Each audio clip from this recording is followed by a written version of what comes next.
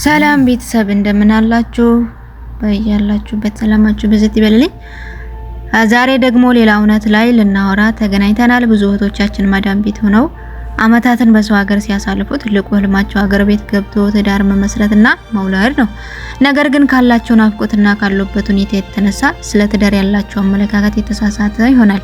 በዚህም ምክንያት ትልቅ ህይወት የሚያበላሽ ስህተት ውስጥ ይገባሉ። ዛሬ ማዳም ቤት ያሉ እህቶቻችን ስለ ትዳር ያላቸውን እውነታ የሚሰውሯቸው ሶስት ዋና ስህተቶችን እንነጋገራለን። አብራችሁን ቆዩ። አንደኛው ስህተት ትዳርን ከመዳም ቤት ማምለጫ ማድረግ ነው። ትዳርን ከመዳም ቤት ማምለጫ ማድረግ የመጀመሪያውና ትልቁ ስህተት ይህ ነው። ከመዳም ቤት ስራ ጫና፣ ከብቸኝነት፣ ከስደት ህይወት ለመውጣት ብቻ ትዳርን እንደ ማምለጫ ማየት፣ ዝም ብዬ ትዳርን ይዤ ከስህተት ስራ ልገላገል በሚል ስሜት ብቻ የትኛውም ወንድ ሳታጠኙ ለማግባት ተስማሚያለሽ። ትዳር መጠለያ እንጂ ማምለጫ አይደለም።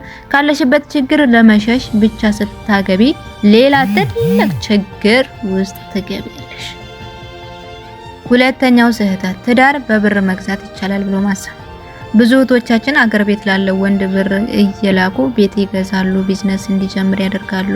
እኔ ብር ከሰጣሁትና ካቋቋምኩት በታማኝነት ያገባኛል ብለው ያስባሉ። ይህ ትልቅ ስህተት ነው። ትዳር በፍቅር በባህሪና በስነ ምግባር እንጂ በካፒታሊ አይገነባም።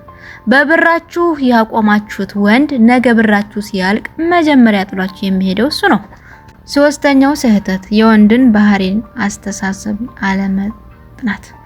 የወንድን ባህሪ አስተሳሰብ አለማጥናት በስልክ ስታወሩ ቆንጆ ነሽ፣ አፈቅርሻለሁ የሚለውን ቃል ብቻ ነው የሚጠቀሙት ወንዶች። ወንዱ ለስራ ያለው አመለካከት ምንድነው? ለሴት ልጅ ያለው ክብር ምን ይመስላል? ኃላፊነት መሸከም ይችላል? እነዚህን መሰረታዊ ነገሮች አታጥኝም። ዝም ብለሽ ትዳር ይሆነኛል ብለሽ ስለምትጣደፊ አገር ቤት ስትገቢ ሙሉ በሙሉ የተለየ ሰው ሆኖ ታገኘዋለሽ።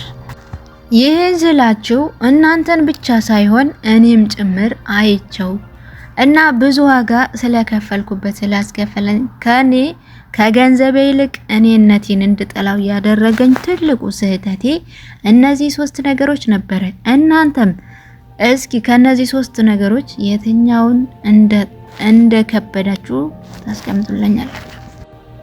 ሌላኛውና የማጠቃለያ የምሰጣችሁ ርዕስ እህቶቻችን ትዳር የህይወት ዘመን ምርጫ ነው። ማዳም ቤት መሆን ዛሬ ክብርሽና ምርጫሽ ዝቅ እንዲያደርገው አትፍቀጂ። መፍትሄ መጀመሪያ ራስሽን በኢኮኖሚያ በስነ ልቦና ማብቃት ነው። አገር ቤት ስትገቢ ለራስሽ ራስሽን ችለሽ በኩራት እውነተኛ ሰው መምረጥ ትችላለሽ። ዛሬ ኮሜንት ላይ ለትዳሬ አልጣደፍም ብላችሁ ጻፉልኝ። ይህ ስትጽፉ ለወደፊት ህይወታችሁ ትልቅ ጥንቃቄ ማድረግ ቃል እየገባችሁ ነው።